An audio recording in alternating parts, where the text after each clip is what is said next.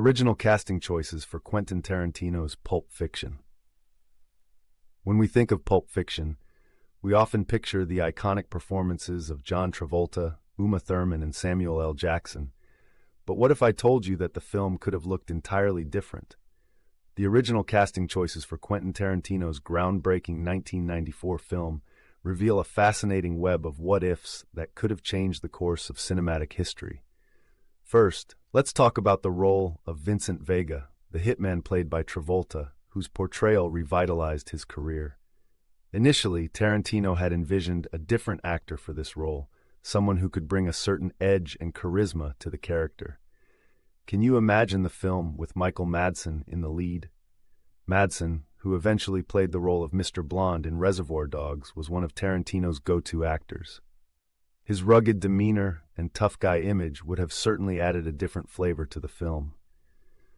Madsen's take on Vincent could have leaned more toward the brooding and dangerous side, possibly altering the film's tone significantly. Then there's the role of Jules Winfield, the philosophical hitman with a penchant for quoting scripture. Samuel L. Jackson's portrayal is now iconic, but originally, Tarantino considered other actors as well. One of the names that surfaced was Lawrence Fishburne. Fishburne, known for his powerful performances, could have brought a different intensity to Jules. Imagine him delivering those famous monologues about the path of the righteous man with his unique gravitas.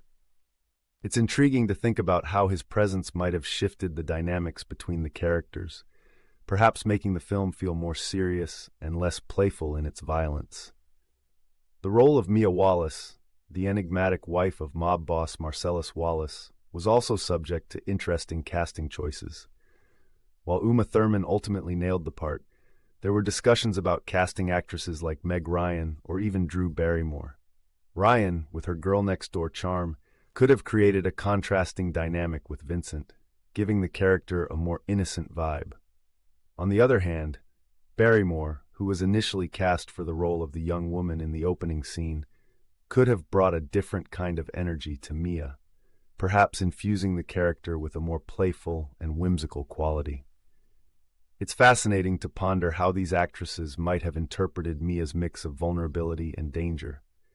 And let's not forget about the character of Butch Coolidge, the boxer played by Bruce Willis. Tarantino had originally considered actors like Matt Dillon and even Tom Cruise for this role. Dillon, known for his bad boy persona, could have given Butch a different edge, while Cruise, with his undeniable charm, might have turned the character into a more likable figure, potentially altering the audience's perception of him throughout the film.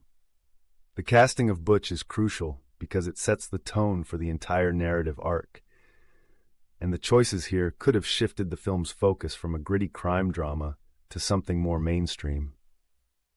One cannot overlook the supporting roles either.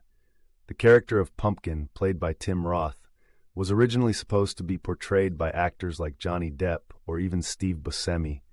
Depp's quirky charm could have brought a different layer of humor to the character, while Buscemi, known for his unique style, might have infused Pumpkin with an eccentricity that would have been unforgettable. In the end, the casting of Pulp Fiction was a perfect storm of talent, timing, and Tarantino's unique vision. The choices made not only shaped the film but also influenced the careers of those involved.